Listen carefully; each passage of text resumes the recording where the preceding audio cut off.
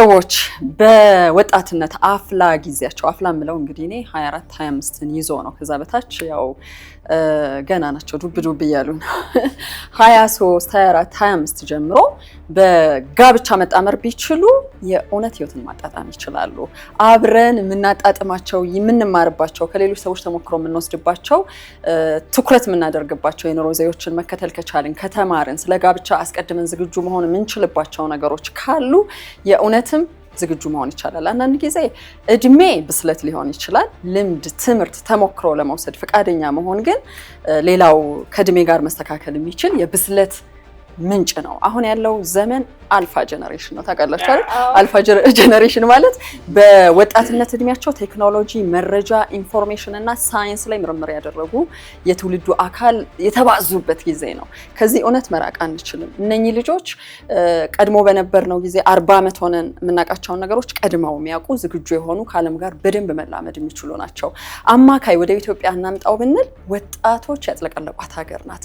ወጣቶች ግን ቆይ ጊዜ ያለኝ እያሉ ፕራክቲስ በማድረግ እዚህም እዛም በመሄድ ላልተፈለገ በሽታ ትኩረት ባለማድረግ ኤኒ ታይም 2ም 3ም 4ም ግንኙነት መጀመር ይችላል በሚል ጊዜያቸውን የሚያባክኑበት ቢዝነሳቸው ላይ ትምህርታቸው ላይ ተሞክሯቸው ላይ ወደ ኋላ የሚሉበት አካሄድ አይመቸኝ። ስለዚህ ፎከስ ማድረግ ቢዝነስን፣ ትምህርትን፣ መብሰልን እዚህ ጋር ደግሞ ጋብቻን ይዘው መቀጠል የሚችሉበት ፕራክቲስ ውስጥ መምጣት አለባቸው ብዬ አስባለሁ። እንደ እድሜ ወይም ላይፍ ኤክስፔክታንሲ አማካይ የእድሜ ማብቂያችን ኢትዮጵያ ውስጥ ባለው ነገር 45 እና 50 እየሆነ ነው። ከዛ ውስጥ 25 ዓመት ላይ ብመጣ ቀጣዮቹ የሚቀሩኝ ዓመታት 15 እና 20 ዓመታት ናቸው። ጥራት ያለው ህይወት መኖር አለብን። ከማጋ በፍቅር ስም ከምወደው ሰው ጋር ይሄንን ኢንጆይ የማድረግ ልምምድ ሊኖረን ይገባል። ለየትኛው አንድ ደቂቃና በድሪያታ ያነሳሻቸውን ፖይንቶች ለማየት ሞክሬ ነበረ። ግን ለምሳሌ የአማካኝ እድሜያችን እንደ ሀገር አማካኝ እድሜያችን 40 ዓመት ምናምን ሊሆን ይችላል። ግን መነሻችንን 20 ዓመት አድርገን ስለ ቀደምን አናሸንፍም ወይም ስለ ሮጥን የምንደርስበት ነገር የለም በማስተዋል ካልሄድን ብዬ ነው የማስበው።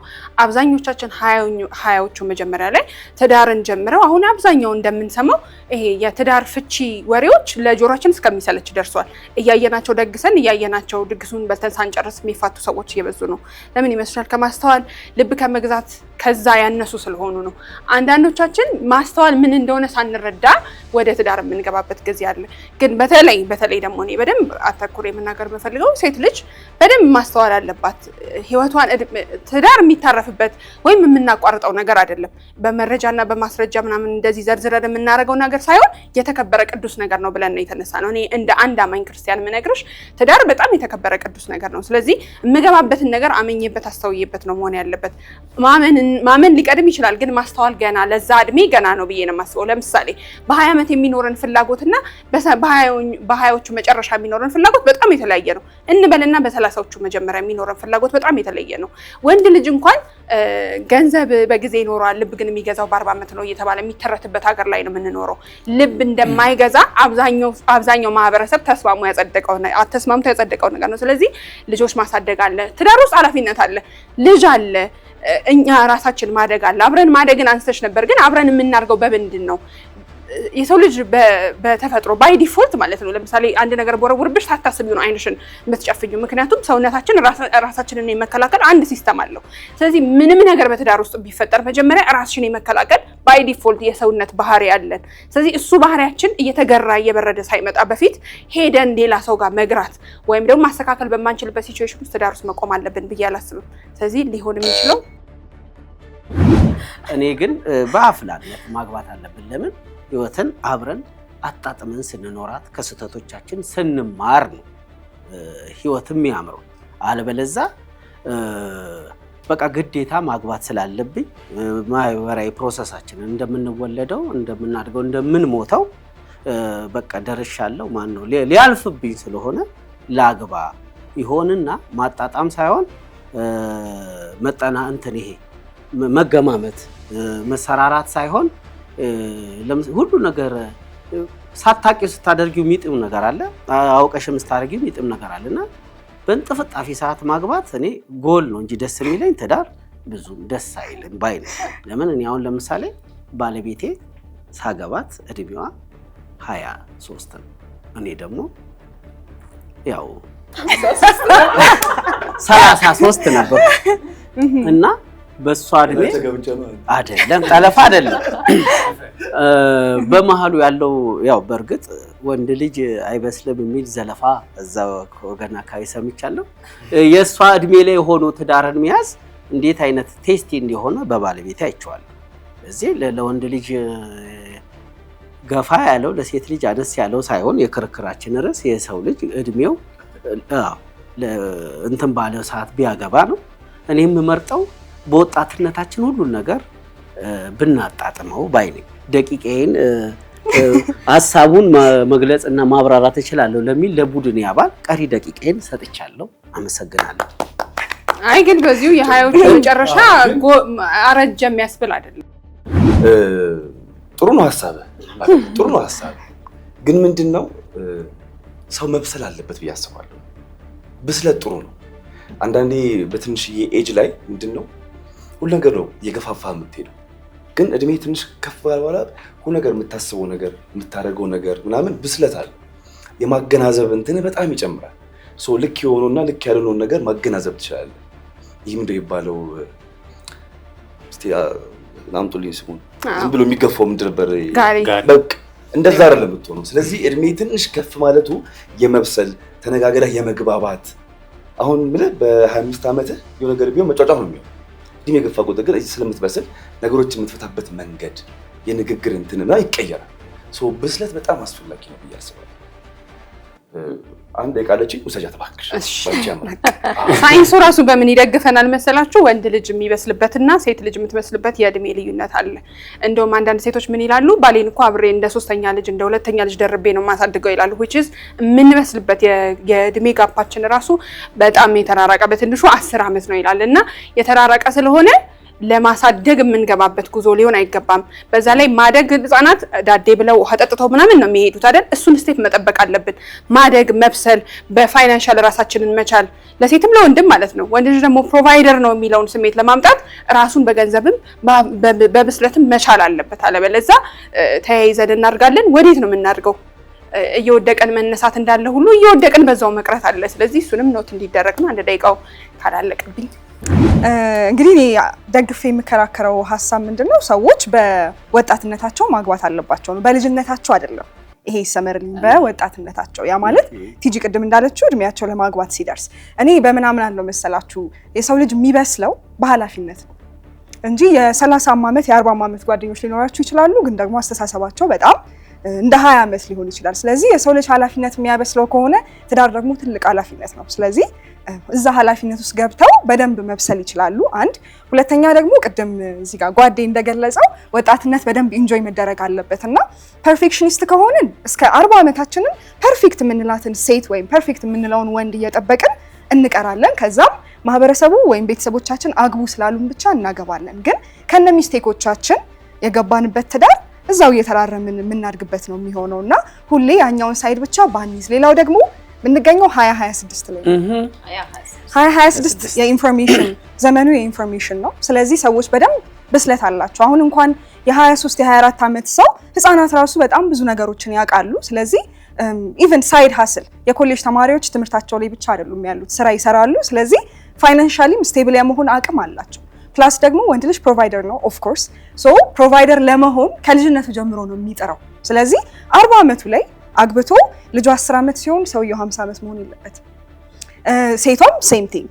ከዛ ደግሞ ከጤና ጋር የተያያዙ ጉዳዮች ይኖራሉ። ሴት ልጅ በጣም ዘግይታ ስትወልድ ከህፃኑ ጤና ጋር የተያያዙ ችግሮች ሊመጡ ይችላሉ። ስለዚህ የእድሜው ጉዳይ ሳይሆን የብስለት ጉዳይ ነው። ብስለት በኃላፊነት ይመጣል ማለት ነው።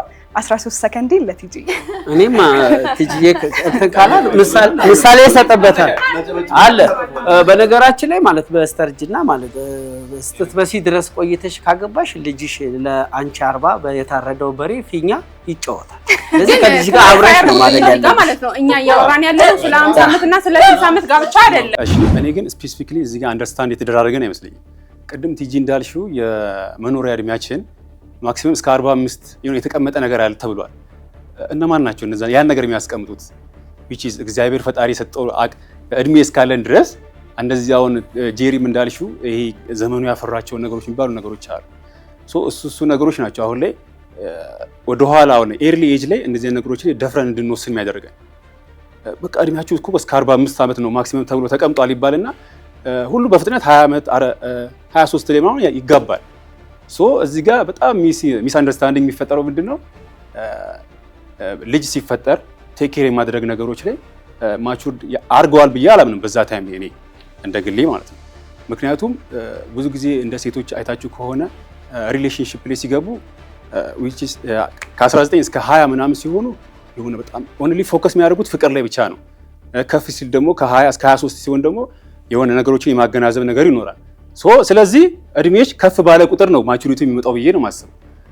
እዛ ጋር አሁን በ20ዎች ውስጥ የሚጋቡ ሰዎች እኔ ሃኒሙን ስቴጅ ላይ ያሉ እንደዛ አይነት ሪያክሽን ላይ ያሉ ሰዎች ናቸው ደፍሮ የሚገቡት ብዬ ነው የማስበው። ምክንያቱም ሃኒሙን ስቴጅ ላይ ምንድነው ሁሉም ሰው የፍቅሩን ብቻ ነው እዛ ጋር የሚያስበው። እስከ ጥግ ድረስ ወድጃታለሁ ምንም ቢሆን ለሷ መስዋዕትነትን ከፍላለሁ ብሎ ነው የሚያስበው። ያ ቻሌንጁ መጣ እንበል በዛ ሰዓት ልክ ያ ቻሌንጅ ሲመጣ ፋይናንሻልም ሊሆን ይችላል የሆነ ፊዚካልም የሆነ ቻሌንጅ ሊመጣ ይችላል። ወንዱ በዛ ታይም ላይ ከሷ እኩል ሲሆን ያን ነገር ኮንትሮል ያደርገዋል ብዬ አላምንም። ምክንያቱም ከእድሜ ጋር ተያይዙ የሚወጡት የተለያዩ ጥያቄዎችን ሳይመልስ ነበር የመጣው በሰዓቱ። ምክንያቱም 20ዎቹ ላይ እያለ የምናስባቸው ነገሮች አሉ ወንዶች በባህሪ ይሄ ስፔሲፊካሊ ሳይንሱ የሚናገራቸው ነገሮች ናቸው። ቅድም እንዳልኳቸው ይሄ ሃኒሙን ስቴጅ ላይ ምናምን ናቸው ብዬ ነው አምናለሁ እና ቀድሞ ባይገቡ እንደኔ ተመራጭ ነው የቀረው። እንደምታውቁት ስነ ልቦና ተምሬያለሁ እና መብሰል የሚለው አንጻራዊ ነው ወይ ማቹሪቲ የሰዎች መብሰል ደረጃ በእድሜ የሚገደብ አይደለም። ቅድም ጆቢ ያነሳው ነገር በጥናትማ እናምናለን። የት ነው የምንኖረው? እነማ በአብዛኛው ምን ያስባሉ፣ ምን ያደርጋሉ፣ ምን ላይ ወድቀዋል፣ ምን ላይ ያሸንፈዋል የሚለውን ጥናትማ ካላጣቀስን ዋጋ የለውም። ኢትዮጵያ ውስጥ ላይፍ ኤክስፔክታንሲ ስንት ነው የሚለውን ይሄ ለምን መጣ እንግዲህ ሌላ ጥናቶች አሉ ሪፈር አድርግ።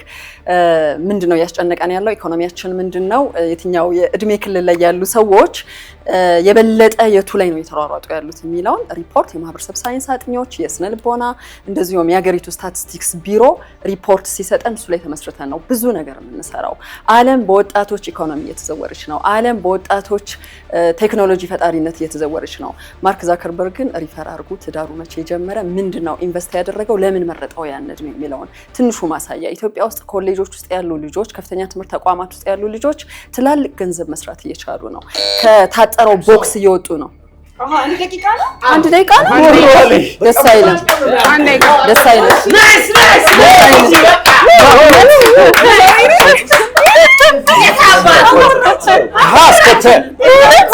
ለቻናላን ቤተሰቦቻችን አንድ ጥያቄ ጠይቄ ነው መጀመር የምፈልገው። ሴት ልጅ ያላቸው ሰዎች ወይም ሴት ልጅ ቢኖረን ብላችሁ አስቡና ምናልባት ልጅቷ ከፍ ብላ የኮሌጅ ተማሪ ብትሆን ሜዲሲን እየተማረች ነው ብለን እናስብ። ከዛ ልጅቷ ግራጁዌት አድርጋ እስከምትወጣ ምናልባት 28 27 ዓመት ማክሲመም 29 ዓመት ልትሄድ ትችላለች። ያችን ሴት ዘገየች ልንላት ነው ወይ? ይሄን ጥያቄ ያዙልኝ። ምክንያቱም ልጅቷ ከመብሰል ከእውቀት ከየትኛውም ነገር አልጎደለችም። ግን ምን ላይ ነች? ትዳርን ፕሮሰስ ገና ለትዳር ፕሮሰስ እያደረገች ነው። ልክ ነች ብዬ ነው የማስበው። ስለዚህ ትዳርን ስናስብ ከእድሜ ጋር ካልኩሌት አናድርገው። ትዳርን ከእውቀት ከመብሰል ራስን ከመቻል ጋር ማህበረሰብ ብቻ ትዳር ውስጥ ማህበረሰብ አለ።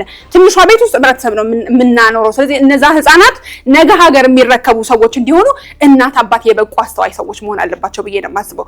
አለበለዚያ እንዲሁ ና ተባብለን ተጠራርተን የገባንበት ቤት ውስጥ የሚያድጉ ልጆች በእርግጠኝነት ነው የምለው ለማህበረሰቡም ለሀገርም ሸክም የሚሆኑ ልጆች የሚፈጠርበት አጋጣሚ እንዳይኖር እቺን ጥያቄ መልሳችሁ እናንተም እንድታዳምጡኝ ነው የምፈልገው። ቲጂ ይሄ ሳይኮሎጂ ከእንትን ጋር የተያያዘ አይደለም።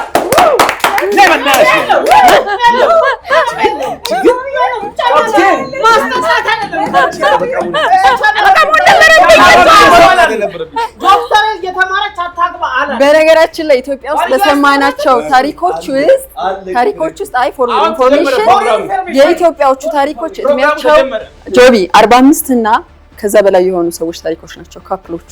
እንደው ለነገሩ እናንሳ ካልን ስላልበሰሉ ሳይሆን መብሰላቸው ችግር የሆነባቸው ሰዎች ናቸው። መብሰል ቨርሰስ አድርጉልኝ ነርቸር እና ኔቸር የሚባል ነገር አለ በተፈጥሮ። አዎ 23 ዓመት እና ከዛ በላይ ነው እኔ አሁን መብሰል የሚለውን ለራሴ ዴፊኒሽን የሰጠሁት እንጂ አስራዎቹ ውስጥም እኮ የሚከራከር ማህበረሰብ አለ። በሚበስል ግን እኔ ደግሞ ልል የምፈልገው በደንብ ማድረግ ያለብን ነገር